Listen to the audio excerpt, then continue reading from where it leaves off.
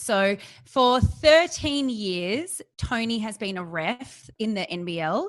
I had the pleasure of getting to know her last year working up in Brisbane, but I know whether you're good friends with her. She put out a post on social media this week. What's interesting to note is she posted that question up, but she generated massive conversation, like hundreds of comments off the back of it of varied thinking. And then 2 days later, she retired. So she's hung up the whistle, as she said, and she's now going to be a celebrant, which she'll be fantastic at. She's just a ball of fun. So I think she'll be great at that role.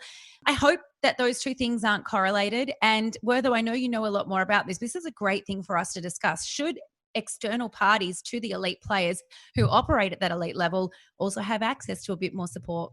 Well, first things first. Toni Caldwell is one of the nicest people I've ever met in my life. She was a fantastic ref as well, one of the few refs that would actually have a conversation with you on the court. She was the lone female for a decade in a male-dominated industry that faced a lot more challenges than you or I will ever know in what she was able to do. It wasn't just probably the abuse that she copped from fans, players along the way. There was a lot of other obstacles in her way at the same time.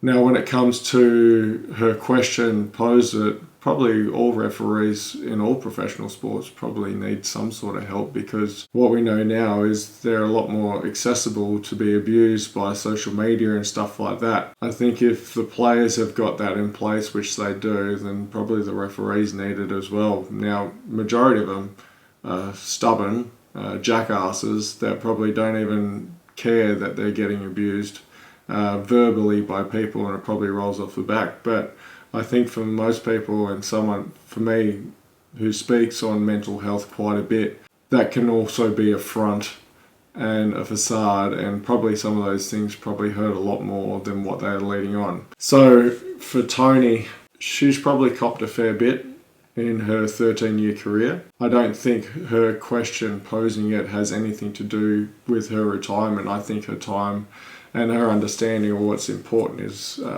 outweighed that deciding factor right there. And the one thing that I know is she's happy right now. For me, to Toni, that's all I want for her, is to be happy moving forward in her life, because she definitely deserves it as a person. I remember her telling me one game something really silly, that they don't create a ref's uniform with the female shape in mind. So there's no women's top.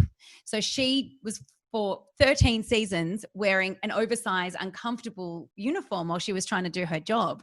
And I know that sounds like it's quite a trivial thing to bring up, but it's a big deal. You want to feel comfortable in your job and what you're wearing. You also want to feel respected. And I think that there's a little bit of a disconnect there when there's only the men's uniform. Absolutely, Wertho. The amount of abuse that you can cop, especially on something like Twitter, I don't cope with any of it. I can't. I should have a thicker skin. I've been in the media for a decade and I can't cope with it. So, and it's my profession to be in the media and to be a public face. She's just trying to do her job. It just so happens she's public with it. I just wonder whether, like, did she say that she was going to retire? Did you know she was going to leave the sport? I'd spoken to her prior to her announcement. We discussed a couple of things that will stay between her and I, but I know that, like I said to end with, that she's really happy now in where she is in life and what's going on in her world.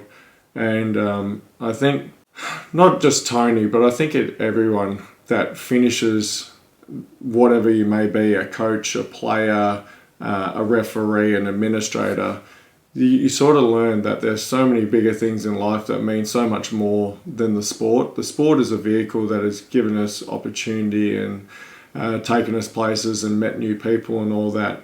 But there's a lot of BS on the side that we have to put up with as well. And I think for Toni, I think for myself, I think for Chris, we now understand that there are so many things in life that are so much more important than what we deemed to be important at the time. But at the same time, we're all very grateful that we all had those experiences and were able to do what we were able to do through the sport of basketball.